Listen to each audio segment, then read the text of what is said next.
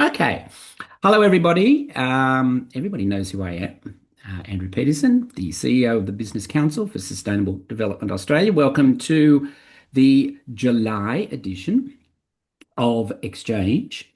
And in opening, let me, as always, acknowledge the traditional owners of the lands that we are joining from today. In my case, I am joining from the lands of the Camaragal people and pay my respects to elders past, present, and emerging. And also welcome any First Nations people who might be joining us on the discussion today. So, in opening, the session today is focused on three things: signals, standards, and strategy. Do you like that? Developments that are shaping how sustainable business responds to this fast changing policy, regulatory, and geopolitical landscape that we're living in. And if we don't think we are, then what the hell, what planet have you been living on? Because there's a very different one that we all seem to be living on at the moment. Now, as always, Exchange is designed to help you as members and our guests get some helpful insights from people who are working across the business policy and global systems.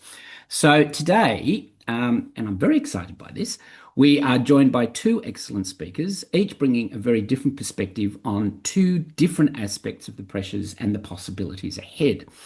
The first will be Carlita Warren from Standards Australia, and I want to introduce her in just a moment. And then we're going to be joined by one of our newest, or representatives of one of our newest members, that is Luke Heilbuth from BWD Strategies.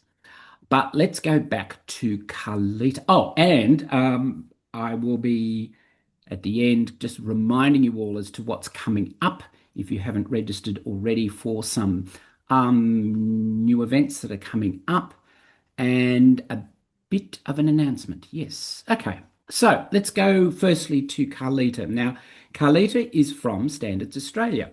And in discussions with Standards Australia over a couple of engagements that they've been undertaking, particularly one recently with the Department of Climate Change, Energy and Water, it it struck me that we haven't talked to them for a while. And it was a very good idea to do so. And this is where Carlita comes into it, because she's going to spotlight how a lot of the work that Standards Australia are doing in relation to voluntary standards, the ones that often sit, I think, quietly behind regulation procurement, are actually becoming really important levers for aligning industry practice with net zero, certain ESG expectations, and the Sustainable Development Goals people. So this is, to me, a much larger shift that's occurring, turning standards from static compliance tools into sort of drivers of transformation. So, Carlita, welcome, and please take us through your insights and confirming you've got access to showing your Yes, I slides. will. I'll probably share some slides, but thanks, Andrew, for the opportunity. I think where we can get together with industry and have these conversations is vitally important. So thank you very much for the invitation to attend today and to provide you with a little bit of information on sort of what our current program of work is in this space. So when talking to Andrew, the request was made. To have a look at how voluntary standards are either progressing our net zero or our sustainability agenda. So, what I thought I would do is take you quickly through, I guess, a few key examples across some key industries, those being ag, manufacturing, as well as construction, where we are starting to see a massive shift in terms of how we draft standards to try and achieve greater sustainability outcomes, but also where we have tried to lead the way as well using our alternative path, which I'll touch on a little bit later. So what I'm going to do is quickly share some slides. If IT will allow me, please let me know if that's come up. Yes, We're all good? and Perfect. yes. So I thought what I might do in the first instance is just quickly take you through, for those who may not be aware of who Standards Australia are and what we do, So we're Australia's independent standards development body. There are other SDOs that exist in Australia, but we actually represent Australia at ISO and IEC, and these are international standards development bodies, and we are Australia's representative in these forums. We work with industry, government, and community to make sure that our standards are responsive and fit for purpose. But we also make sure that Sorry, our agenda. Carlita, can I just jump in? It seems like the Sure. screen's gone back to Andrew's screen. Oh, Yeah. So can you just try and just I'm stop gonna sharing. stop share and share again. Yeah, Okay. just Oh, it yeah, I think you may have. it Let's see. jumped out. Let's see. It's got the flu as well. Has that worked, everyone? Yep, thank you. Yes. We're back up and running. Okay, perfect. So again, our agenda and priorities are driven by stakeholders. So generally it is industry, government that will come to us and indicate the need, and we will have a look at the net benefit that derives to the Australian community, and then obviously work on standards development that way. Just going to let me move.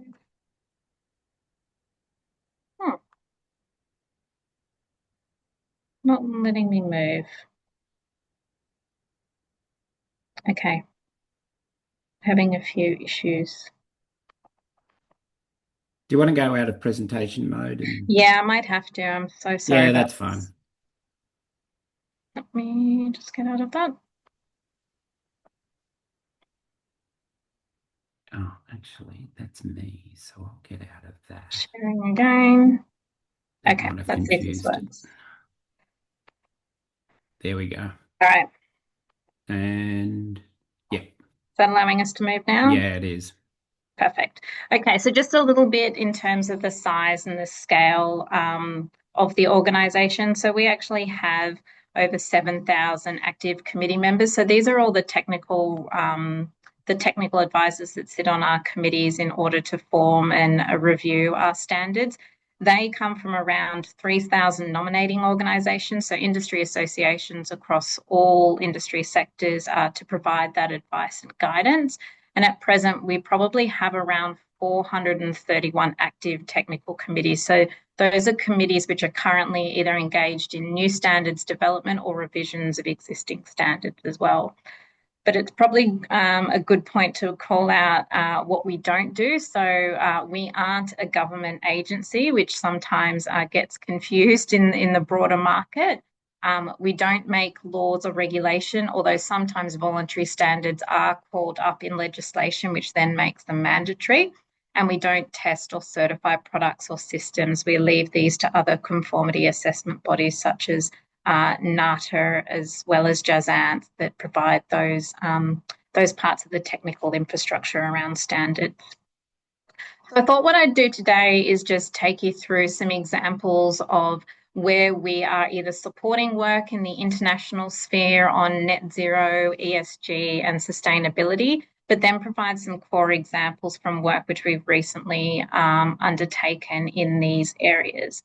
So first, if we just kind of focus on some of those governance and harmonisation issues, as Standards Australia is Australia's representative into the international sphere, one of our core objectives is obviously making sure that there's harmonisation with international standards that are out there currently and existing. So one of the things which is currently happening, which is quite exciting, is with regards to ISO 14070, which is actually a lot of the different countries coming together to look at a net zero aligned or they're considered net zero aligned organisations. So what these organisations are attempting to do is to create globally accepted definitions and a framework for organisations that are claiming to be net zero. And I think we'd all be aware and mindful that there are different terminologies, different levels of acceptance with regards to some of the definitions that are out there. So we see this as a critical piece of work in terms of creating harmonisation and consistency across some of that messaging. We're also involved in a lot of the technical committees around circular economy, some of the stuff that's happening in the construction space as well. So it's a way of Australia getting visibility of what is happening in the international sphere, and then looking at whether or not it's appropriate for the Australian context as well. And just from a national lens point, so with our standardisation guidelines, this governs all of the work that we undertake.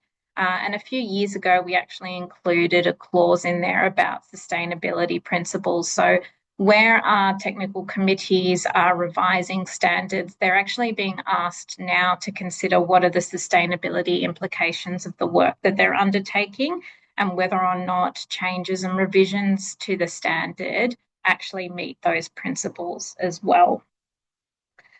So now I thought what I might do is take you through some examples. And my first one, which is my favourite one, is with regards to moo cows. So this work was actually published in April this year. It was undertaken by Standards Australia's alternative pathway model. And essentially it was a standard that looks at natural bromoform additives in feedstock for livestock. So, and that was basically the application of Asparagopsis in food stock. So, Asparagopsis is actually a red seaweed native to Australian coastal areas. It can be found in sort of tropical and subtropical areas, but it actually has significant implications when it's applied to food stock, that it can actually reduce methane by up to 90%. So recognising that Australian livestock can contribute anywhere up to sort of 10% of our methane emissions, it seemed like a pretty critical project for us to take on. And it's just recently been published, which was phenomenal. So again, it was about creating requirements for manufacturers to provide some guidance in terms of how we actually create consistency, but also some guardrails for industry as well. The next one in a similar vein is biochar, and this one is actually due to kick off very shortly. Obviously, biochar can help reduce waste, it improves soil quality, and it sequesters carbon as well. Again, this was developed under our alternative pathway model, which is a slightly different model that we've introduced, where we noticed that there is a need for quickness to market, but also if we do not have a technical committee already existing in that space, we will form basically a working group that will work with us on the development of these standards, which helps us get to market quicker. So we've actually done this work with ANZBIG, which is the biochar industry reference group, and it will provide a classification of biochars, biocarbons, and associated products as well. Now, if we move on to construction, and the other one, which is probably a huge embodier of embodied carbon, is with regards to concrete and cement. We know that a little while ago there was obviously a decarbonisation pathway for Australian cement, which was delivered in 2021. But we know that it can deliver significant or contribute significantly to CO2 emissions. So the technical committee in this space is currently looking at, is it appropriate to increase limestone or different mineral additions to cement, which can actually reduce the embodied carbon of that cement by up to 2%. And finally, then the last example that I have for you is in the area of bamboo. So we know that structurally engineered bamboo has demonstrated suitability, particularly overseas in China. We've just seen a few examples of where this has been applied structurally to low or mid-rise buildings. But we're now looking at and investigating what its application may actually be here in Australia. Currently, it is only permitted under a performance solution, so people that are looking to use it actually have to prove that it meets the performance requirements rather than are deemed to satisfy under the National Construction Code. But we're currently looking at what international standards may be appropriate here, both from a building and construction sector, but also from a harvesting perspective. So looking at looking at the whole life cycle of bamboo manufacturing here in Australia and determining whether or not there's some further work that we may be able to do in that space as well. So, Andrew, I think I may have run a little bit over time, so I do apologise, but hopefully that gives you an example of some of the items that we're currently working on in the space. And again, happy to have any further conversations with people if those areas are of interest to anyone. Thanks for that. And no, not at all. You're right on time. My question is the relationship between Standards Australia and the international body. Mm-hmm. What is it and how does it work? Yeah, so essentially ISO, I like to sort of consider ISO almost runs a little bit like the UN. So you have Okay. standards development bodies from all over the world that will come together to discuss and also essentially design standards. And again, given that one of our remits is to make sure that we harmonise as much as possible with the rest of the world, particularly in terms of making sure that we don't exclude and we make trade as simple as possible. We will always try to harmonise with ISO and IEC in the first instance. We will engage in ISO through being participating members. We're the secretariat on a lot of the committees, but then also from our own point of view, when it comes time to either have a look at it in adoption or consider what standards may be appropriate, we will then run that past our own technical committees to go, should this be a straight adoption, or do we need to modify or consider the Australian context in the adoption of this standard? So that's kind of how it works in a very layman's description. I hope I've done that justice. There's far more nuance and complexity, I'm sure. Yep. Anybody got any questions? I have one more if nobody else has one. No? All right. My question is the recent workshop that Standards Australia and DECU ran on climate risk scenarios and the development of standards. That naively, to me, seemed to be a bit of a first, although I'm sure you've done it in the past with other departments. That's not the question. The question is, how does that work? Will it be, given that the department was eager for consultation and therefore the Standards Australia would no doubt take that consultation or the feedback in the consultation and then deliver something back to the department. How does that work given the comment you made earlier in relation to these not being mandatory or regulatory requirements? And is that sort of a different type of work that SA does in certain circumstances? Yeah, so we're probably seeing, which is kind of a nice development, probably Standards Australia working more closely with government where there are particular objectives or policy objectives that they're trying to achieve. So pulling together and understanding sort of climate risk, what's needed from a standards perspective, I think is probably the best way when we do start designing these to make sure that they're fit for purpose. But through our process, particularly when it comes down to drafting, all of the standards that we develop, whether they be for DECU, another department, or simply because it's based on industry need, will always go through a consultation process. So once we receive the proposal, we will conduct stakeholder engagement to understand whether or not the proposal is suitable for going forward.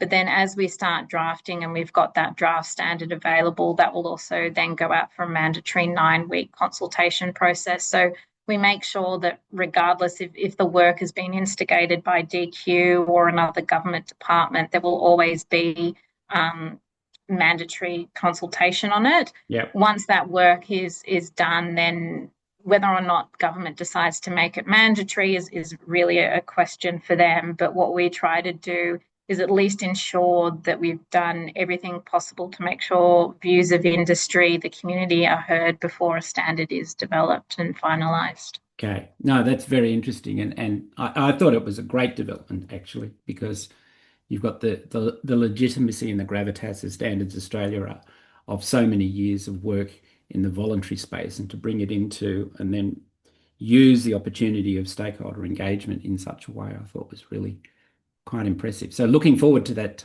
consultation process, because we were in the room and we did give some feedback. So Perfect. looking forward to that. So thank you so much, Carlita. No problems at all. Thanks very much. Do you want to drop your email address in the chat function in Sure case thing. anybody would like to hook up with you Yep. directly, which we're No more than worries. happy for people to do. And to round out today's conversation, we're now joined by Luke, who is the Executive Director of Strategy and Policy at BWD Strategies, and also a fellow tenant of Greenhouse Climate Tech Hub. Although I confess I haven't been in there for a while, but it's probably best because I just make everybody sick. So Luke has a really impressive CV, can I tell you, people? And just to spend coffee time with him is a real buzz, as I have done a couple of times, because of his background in global affairs, diplomacy, and policy strategy. But I asked him if he could do a bit of a decoding of what's going on in this shifting geopolitical environment that we're seeing at the moment, and what it actually means for boards and investors and sustainability teams here in Australia. It's really converging incredibly quickly. And so I'm just so grateful that Luke's able to spend the time to come and share with us what he thinks we need to help future-proof our businesses and our country and our society amid all the rising and uncertainty. And before I forget, don't forget to register for his occasional newsletter, which I think is called Second Thoughts. And it's just such a great read. So he will no doubt put that link in the chat. But over to you, Luke. Thanks very much, Andrew, and thanks so much for the opportunity to speak today. It comes at a convenient time because that newsletter is due on Wednesday, and you forced me to get on my bike and complete it by Monday AM. So thanks for that.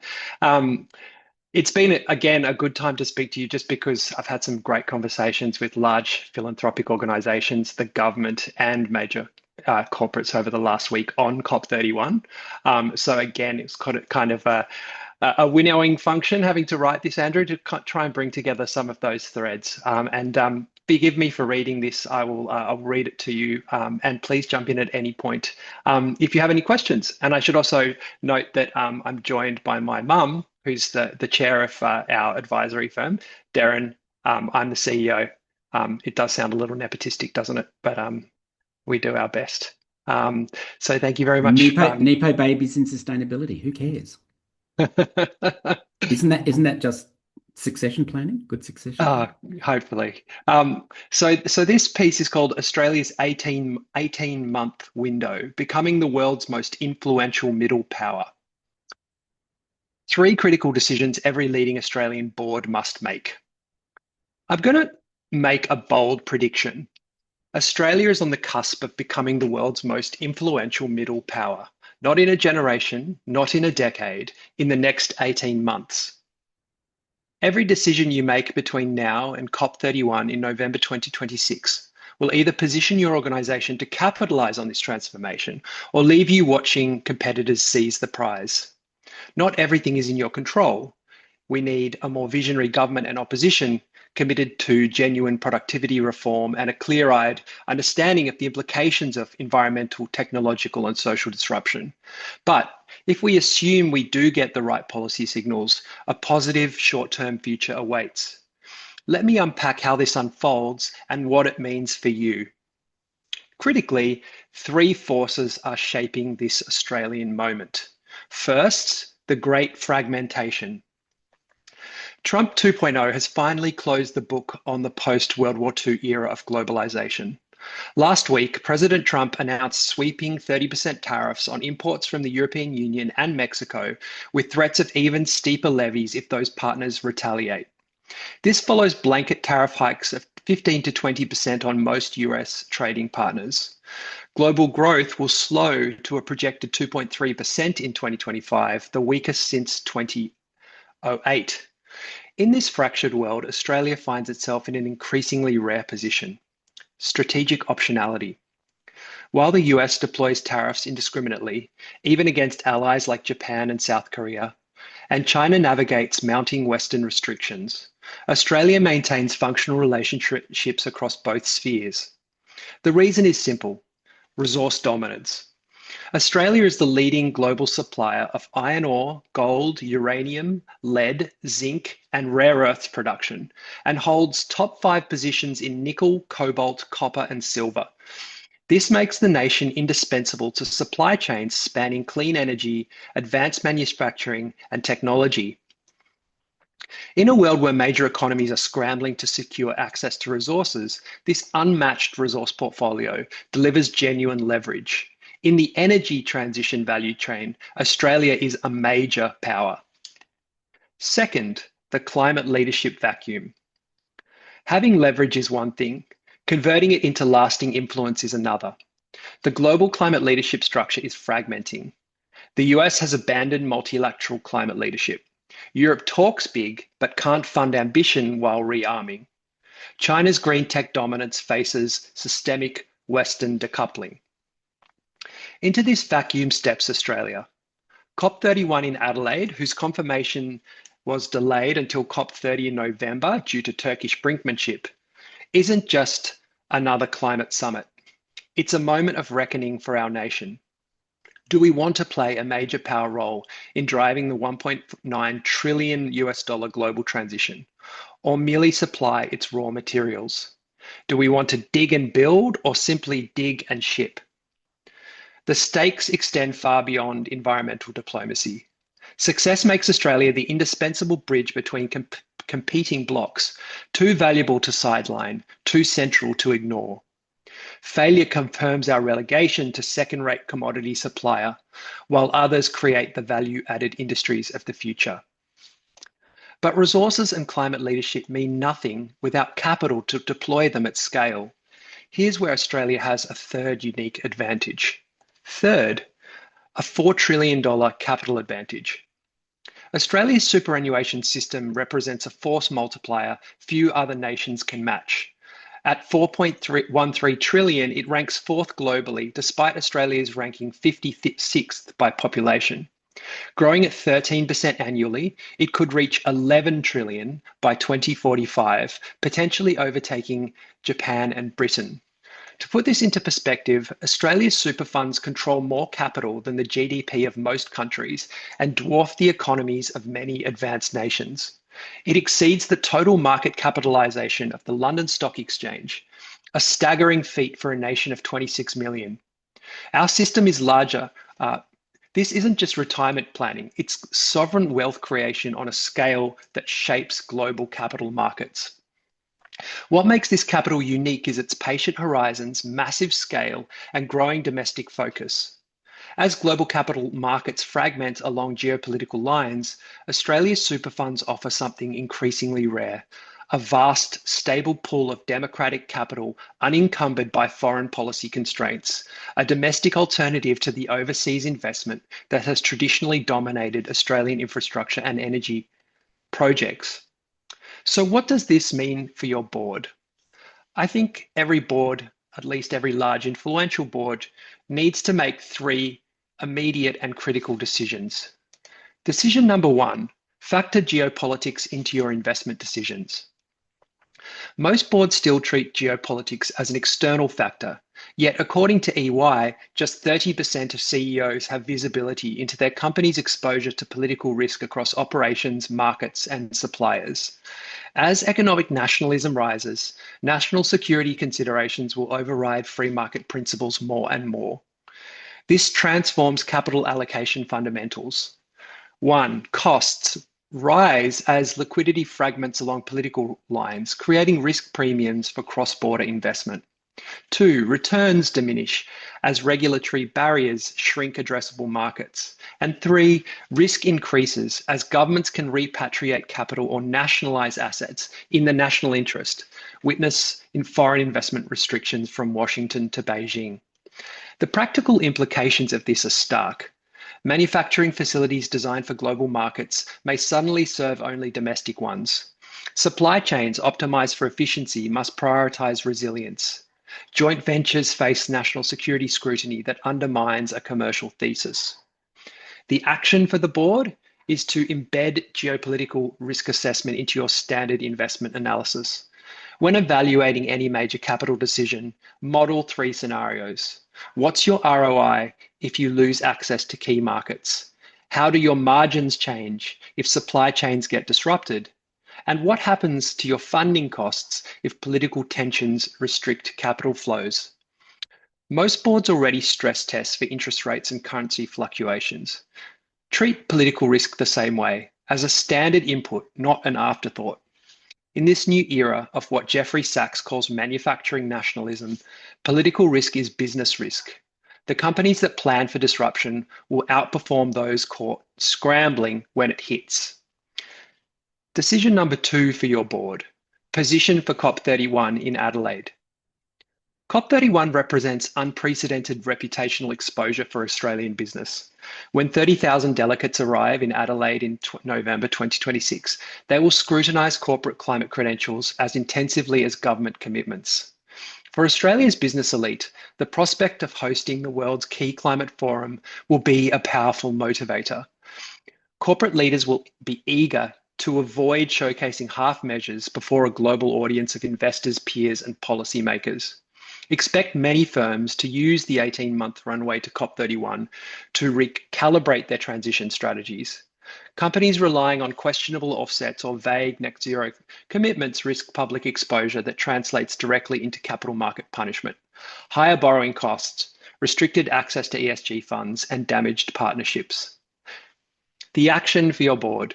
Avoid getting caught flat-footed when 30,000 of the world's most influential investors, procurement officers, and policymakers are watching. 3 simple questions. Can you explain your climate position without sounding like you're making it up? Do you know where your biggest emissions exposures are before someone else finds them? And have you figured out where the carbon constraints will help or hurt your margins compared to competitors?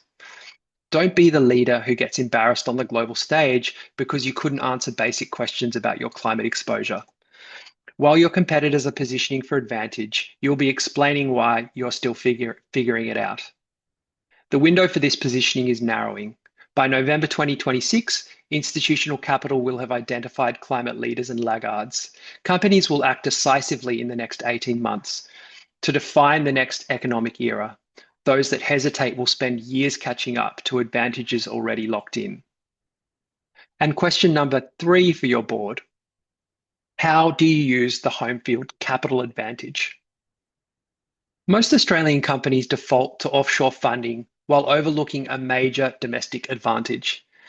Australian super funds offer faster, cheaper capital with better terms than global alternatives. Domestic funds typically price 50 to 100 basis points below offshore alternatives, while local due diligence processes reduce funding timelines by 3 to 6 months. The absence of currency hedging requirements and foreign investment approval processes eliminates both cost and execution risk. Local funds' superior understanding of Australia's regulatory environments also translate into lower risk premiums. Superannuation fund backing facilitates access to broad domestic partnerships and government support mechanisms. These institutions operate with patient capital mandates that avoid the short-term pressures often imposed by institutional investors. These funds operate on 30-year investment horizons, making them natural partners for infrastructure and energy transition projects that require patient capital.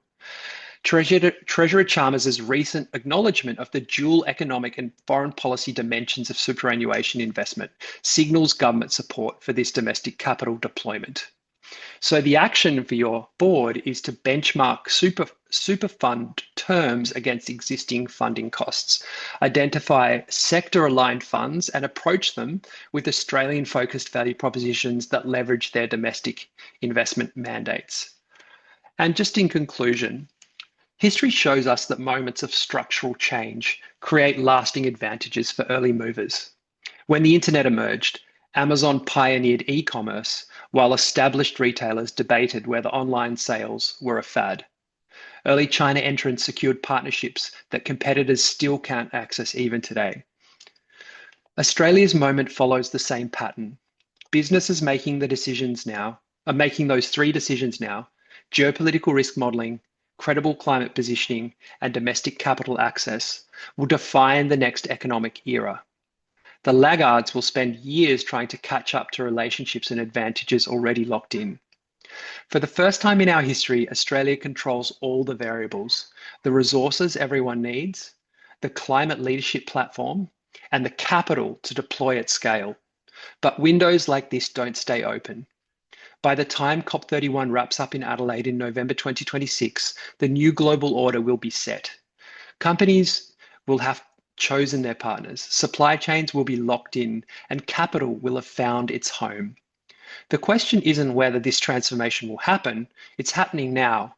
The question is whether Australian companies will shape it or be shaped by it.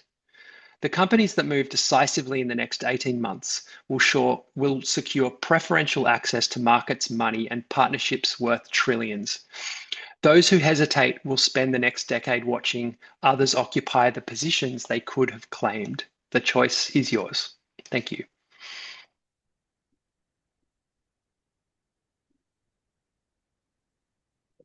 What to say, Luke? What to say? That's going up on your second thoughts, yes? Yeah. I've got the title. That's my personal blog. If anyone's interested in our business EDM, then we send it out every Wednesday. If you just drop me a note, I can send my email. I'll make sure that you're on the EDM. It relates to strategy, sustainability, and geopolitics. Yeah, cool. So many questions and so many comments. But does anybody have a question of Luke that they want to ask? Feel free to put virtual or actual hand up. And for those of you who I can't see, that have their screens off, I can't see your hands. They were great presentations from both Luke and Carlita. They are indeed. Luke, I want to test your very first premise, and it's because what you're saying is exactly what I was reading over the weekend in the Journal of Foreign Affairs. But for one thing, and the argument was that Australia would not be an important or significant middle power because of distance. How would you react to that? I don't think that that's a credible argument. I struggle to see why distance would matter in any instance. Number one, our comparative advantage lies in resources. Those resources are going to be valuable whether they take a week or a month to arrive in a given port.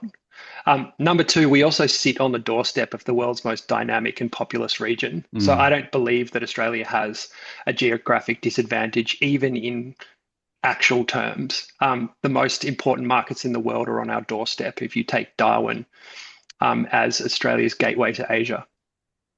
Yeah. Well, the flip side to that is that distance also lends itself an opportunity not to be involved in a Northern Hemisphere bun fight, in whatever that bun fight may be. So I'm quite happy being here at the moment. Anybody got any other questions? No? Oh, come on. We can't just let that. I've got so many, but I'm not going to time to digest it all. I'm not going to ask them now. So that will come through. Yes. All right. Well, and we'll make sure that we put the link back into Insider next Monday as well for you to all pick up on that, and also Luke's email address if you want to have a chat with him separately.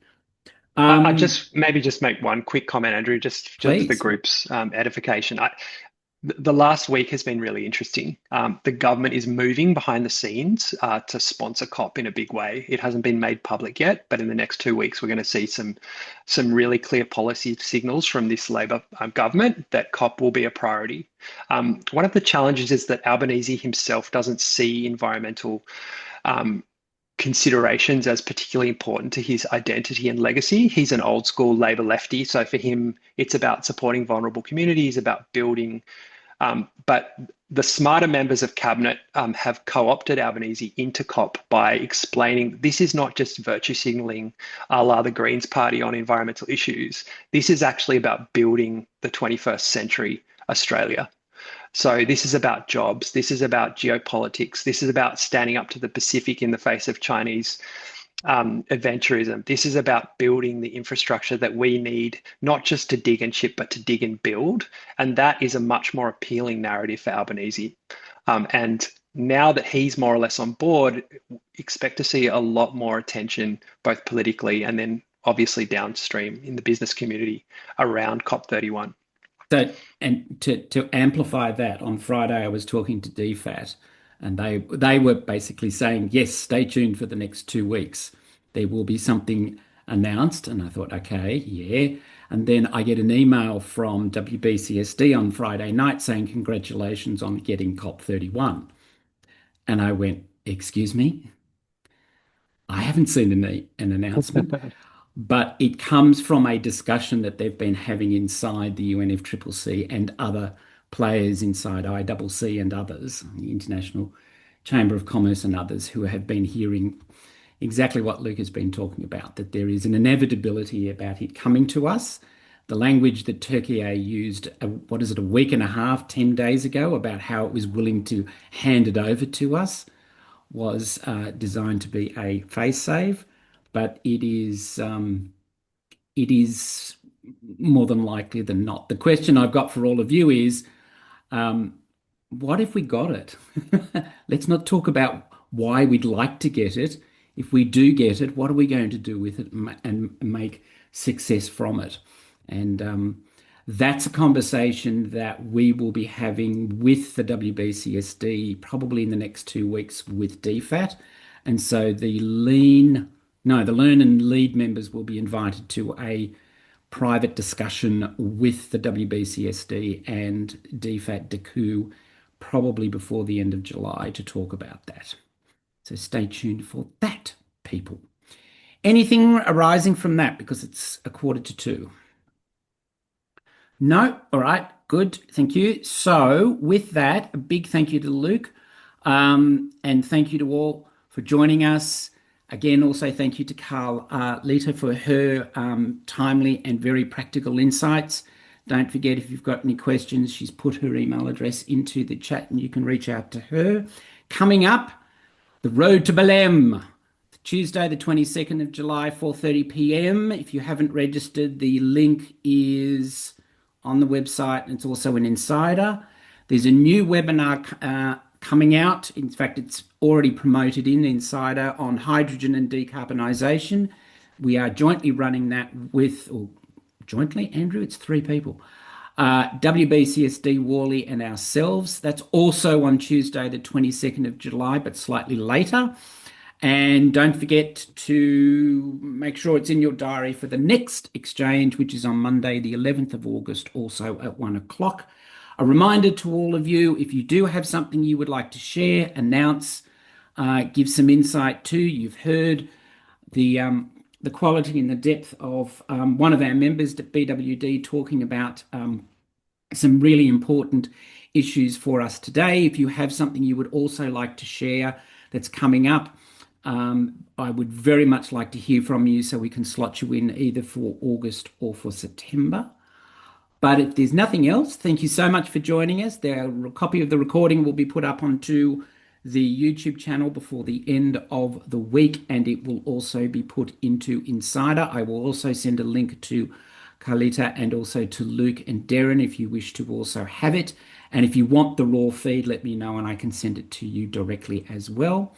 But for now, thank you so much for joining us and look forward to seeing you, as always, in the future. Bye for now.